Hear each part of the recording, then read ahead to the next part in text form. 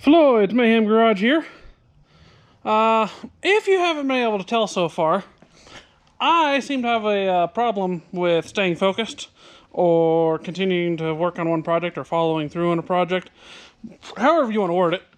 I have been working on the Daytona, getting the nose cone done, got my brackets, all that. I've got a day here, and you know what? Kind of bored. Kind of bored with this at the moment. I've been wanting to work on this thing because I'm not too far away right now. Being able to actually get this going as a pretty good off-road vehicle. So, I need a steering column. I have gauges, sort of. The column's gonna be a big one, but front drive shaft is in. I need to figure out rear drive shaft with the different rear axle now. It's a 203 setup. I do have a 205 and a 4-speed, but that would be a better combination here, but that sounds kind of difficult to swap out, or not difficult, but more than I really feel like doing, I think. But we'll see. That might happen. Otherwise, I might have to make a rear drive shaft for this thing. Otherwise, what I want to do right now, I would like to bob the back half of this bed. So this is one thing I really want to do because this hangs out so far past the rear axle.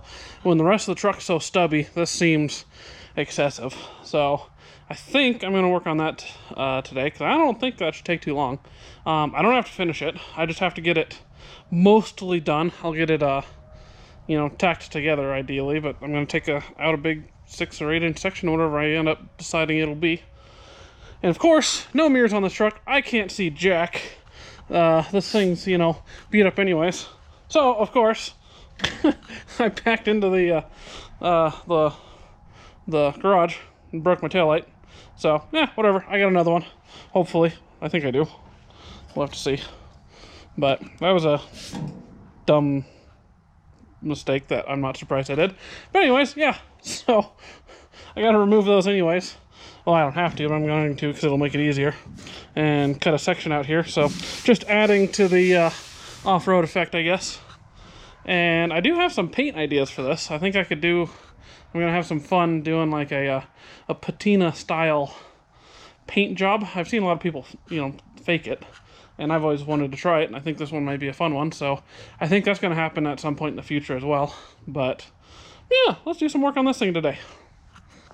Well, easy enough. Moved a few things. Just took the tailgate off. And this gives you a pretty good look at what is happening here. So, support-wise, we've got the inner bed pocket here. This is a factory seam for the outside skin. The insides, so I guess it'll be the support inside and the outside skin. Anyways, it's roughly a line down there, but that works down here too. This handy-dandy rust hole, you can see through here. So basically, a line right here, this inside edge, is a support. So there's a support that runs across here.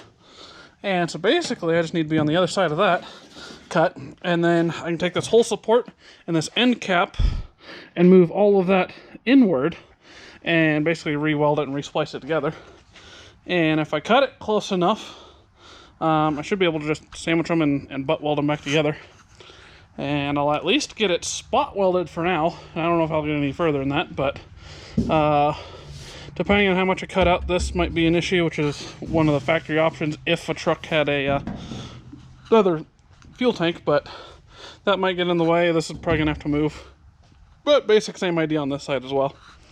So, move my taillight.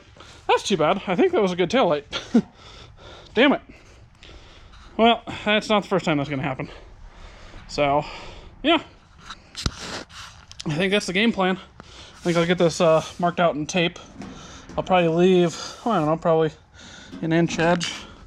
Even though this is already separate. All of these I've ever had have always separated. It's like they didn't weld them very well from factory. I don't know. Weird design. I suppose I could just about cut it right on that seam and weld it right back to this cap. That might be a possibility. That might actually be a better way of doing that. And then when I weld it back together, the seam will just be gone. Hey, now we're talking. I think that'll work, because I think where this seam is, I'll do some measuring. It's going to be right at about the end of that end cap, but even if I have to scoot it over just a little bit on the inside, that's not going to be the end of the roll, or just scoot it over down here at the bottom to clear the support underneath. Shit, I think that's going to be a much better way to do that. So basically cut along the line. I should be able to then unspot weld it, and I'll weld it back to that edge. Now I think that's what we're doing. Alright, measuring tape out here. Looking at the frame. I don't know if you can't see it too well. You can see it good enough. Got the leaf spring bracket here. But basically if I go to the edge of that to here, just come back a little bit, we're 8 inches. So I think, because this has been cut on before, so I don't know if it's the same as the other side, but it's got to be pretty close. I think I'm just going to take an even 8 inches off, and this edge actually sits over the end of the bumper. So if I take an even 8 inches off here, I'll take 8 inches out of the bed, and that'll move this whole thing up, and we'll just be right on the back side of the spring hanger. Here's a general idea of what we look like. So marked off at this line, just show better up on camera here, and then basically 8 inches from this end, or from this line over to here. Mark that out 8 inches. Getting the floor marked out. So luckily with the rust hole here, I can see where that support is. So I want to be on the other side of that, so 3.5 inches in. Made a mark all the way across on top and bottom of each one of these ridges, and then lined that with tape. And then using this line as well, went 11.5 inches, which is going to give me my 8-inch gap here. Marked it as well, ran tape across, so now I have to go up on both sides. And I was looking and measuring with the taillight out. I can now see in here, so I can see the support. I can see down here, there's a support with where that goes into the floor. I think I'm just gonna miss it, going right to here. So I think that should be perfect. So I can stick with the 8 inches there. I am going to get into here, so I don't know if I want to scoot it over to miss this, or if I just want to go right through it, because then I'm going to come back over here. So I'm going to have a weird zigzag, or just go straight up, and then I'll be a straight line on this side as well. So got to kind of figure that one out, and then same thing, mirror it on this side. And as I thought, I'm going to be right into this, so I'm probably just going to have a section that's not welded. And I can either put a plate in there, or just sheet metal over it, or just leave it. And just go from there. So, fortunately, it looks like that's not going to be in the way. I mean, I'm never going to be able to use it, so I can probably get rid of it anyways. But for what I'm doing now, it's just fine. So, and of course, multiple wasp nests behind each one of these taillights. So, yeah, I think we're... got to do some more marking, and then we're just about ready to start cutting. Man, getting ahead of myself. I just started cutting. So, got this cut along here.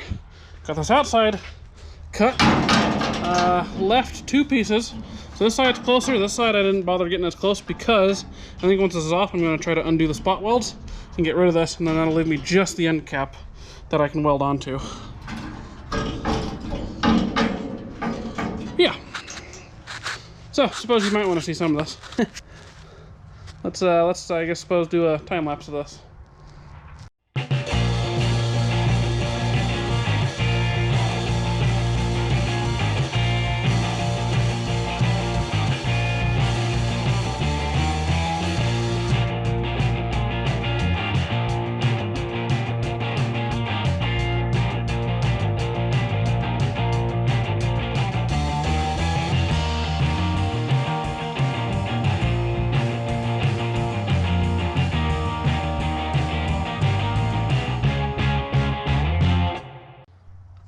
Voila!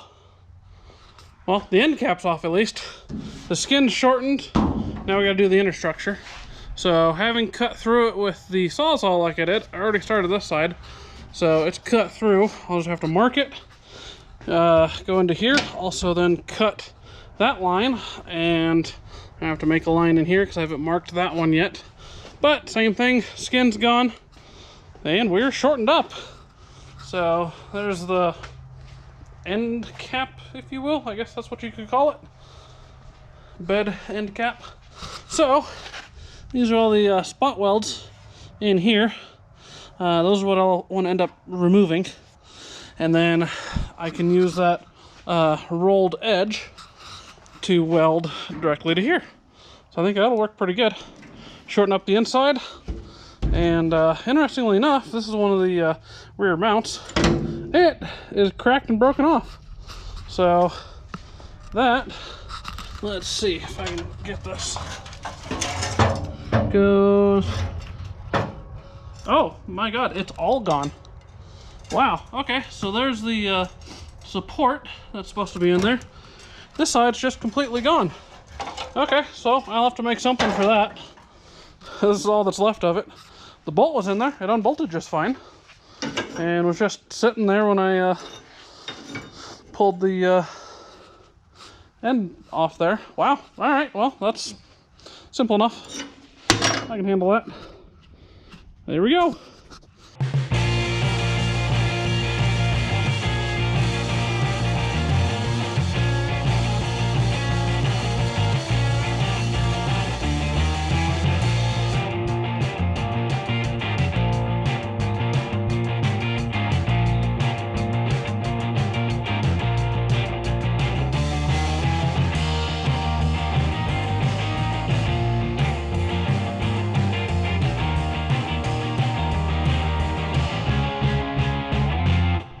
Well, bed's trimmed up, frame's trimmed off.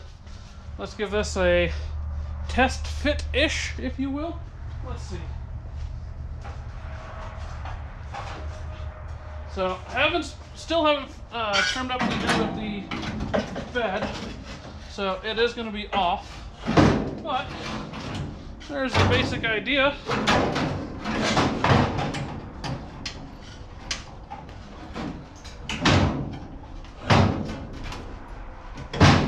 I think that's not bad.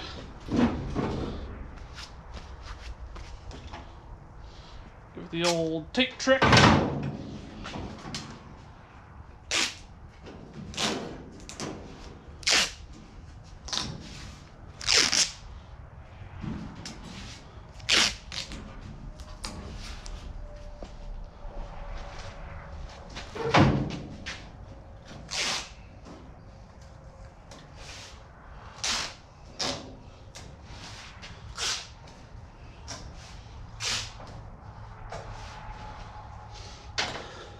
All right, something like that. So with the bed mount being gone, or the tie down piece, it sits a little funny. So I'm just gonna have to play with that. But let me get you off the stand here. Oh, actually I did that wrong, that's all right. All right, so yeah, with this one being bent and then that one being missing, this sits a little funny, but that's tweaked in. Yeah, whatever, close enough. Give us an idea. Oh yeah, that's definitely short. That looks good. So, then of course, you know, you got a line to weld up. I knew that was gonna be weird. That one, I can either leave or do something with. Here, this side with that is sitting down and looking a little better. Wow, huh? Look at that. That's a buggy. That's pretty cool. Crazy. It is ridiculously short. How's this look? Oh, yeah. Oh, it's light outside, but man, that really shortened that up. That's pretty cool. I like it. I was trying to figure out, because I cut these off completely. I'm now at the spring perches. I hesitated of how much I should cut off of these, if I should try to leave a little bit, because at this point I don't have any room for like bolts or anything if I want to put a bumper of some sort. But I kind of figured if I'm going to put a bumper of any sort on here, I can probably weld it on. So I can use the inside here and the bottom, and I can end up welding to this. And I think I can make a bumper bracket that way. If I even want to do that, because I really like how, you know, kind of tucked in this is now. So I'll have to play with that though. Something to think about, but I did kind of pre-think that because there's nothing left to attach to. But if I do anything, it'll probably just end up being welded. So that is a something I can deal with. So yeah, this is looking good. I think I need to trim some stuff up. I need to figure out that the bracket mount, whatever you want to call it, because it's missing. So, which is interesting. I almost wonder, it could just be the bed that's, well, no, yeah. But get that sitting properly. I'm going to have to rebuild that mount. I'll have to drill a hole so I can actually mount the back of this bed. And I think that'll end up working. Get this tacked for now, at least. Oh, that's right. I got to pull this off still. I got to get rid of this edge, pull it off at the spot welds, and then I can tack it, grind it up so I have some bare metal. That's what we're looking at. Well, let's see. Now that I'm here, I was hoping to get this tack welded on, but I think I'm going to wait. Basically, I think I just need to clean up and park this because I am going to change these hangers. So I was originally all right with them because they do add lift. They get more, suspension. This is basically a cheap lift. I know some of these done up this way can create more articulation as well, but in the case of this, because the back of the truck is now pretty much where the back of the frame is, you come straight down to here, this hangs out. So my wheel angles to here, for any sort of obstacles, rocks or logs or even just mud and dirt like that, this is a good chance that it's going to get hung up. So I think I'm going to switch these out. I have a section of frame that I kept that has these on there because I thought that I might want to do this, but that's outside. That's in my storage area. It's going to be quite a bit to get that off.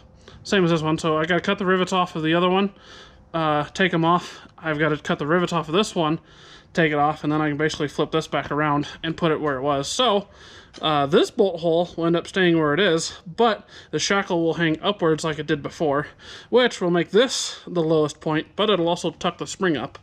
And the idea behind that is I've got lift springs for the back, so I can actually put a 4-inch lift with just springs on the back.